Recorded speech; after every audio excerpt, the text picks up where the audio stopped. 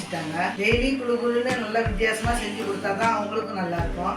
நான் இப்போ செய்ய போகிற ரெசிபி பசங்களுக்கெல்லாம் ரொம்ப பிடிக்கும். இதை நீங்கள் ரம்ஜான் நோம்பு கூட யூஸ் பண்ணிக்கலாம். வாங்க ஜவ்வரிசி சாக்லேட் பாயசம் எப்படி செய்யறதுன்னு பார்ப்போம். இந்த ரெசிபி பண்ணுறதுக்கு நான் 50 கிராம் அளவுக்கு ஜவ்வரிசி எடுத்துக்கிறேன். இதை தண்ணி ஊற்றி வாஷ் பண்ணி இதை ஒரு 1/4 மணி நேரம் ஊற வச்சுக்கணும்.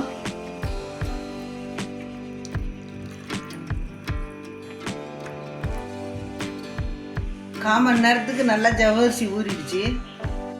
இப்போ அடுப்பில் ஒரு பாத்திரம் போட்டுக்கலாம். ஊற வச்ச ஜவ்வரிசியை இந்த பாத்திரத்தில் சேர்த்துக்குங்க. கூடவே ஒரு கப்பு தண்ணியும் சேர்த்து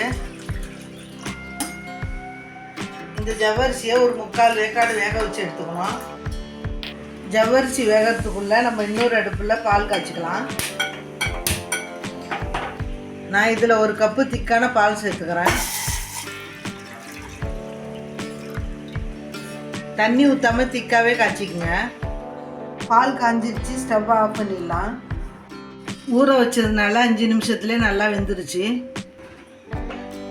இப்போ காய்ச்சி வச்சிருக்கிற பாலை இதில் சேர்த்துக்கணும்.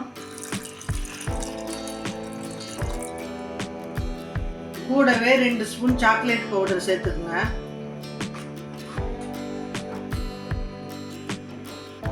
உங்ககிட்ட சாக்லேட் பவுடர் இல்லைன்னா டைரி மில்க்கு இல்லைன்னா டார்க் சாக்லேட்டு 2 பீஸ் சேர்த்துக்கலாம். இதை நல்லா மிக்ஸ் பண்ணி விட்டுக்குங்க.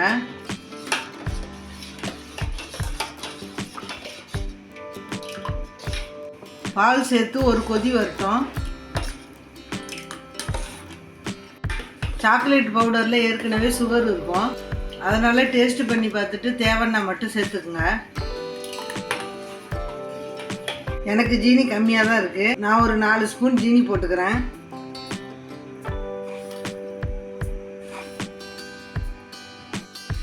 இதை மிக்ஸ் பண்ணி விட்டு ஜீனி கரைஞ்சதும் ஸ்டவ் ஆஃப் பண்ண வேண்டியதான். ரெடி ஆயிடுச்சு. ஸ்டவ் ஆஃப் பண்ணிடலாம்.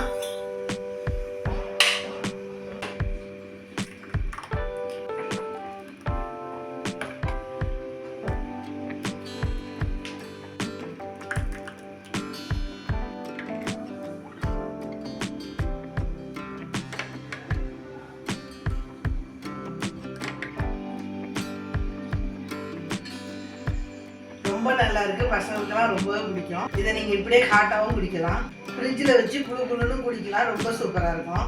நீங்களும் ட்ரை பண்ணி பாருங்கள். எங்கள் சேனலுக்கு சப்ஸ்கிரைப் பண்ணாதவங்க மறக்காமல் சப்ஸ்கிரைப் பண்ணுங்கள். நன்றி, வணக்கம்.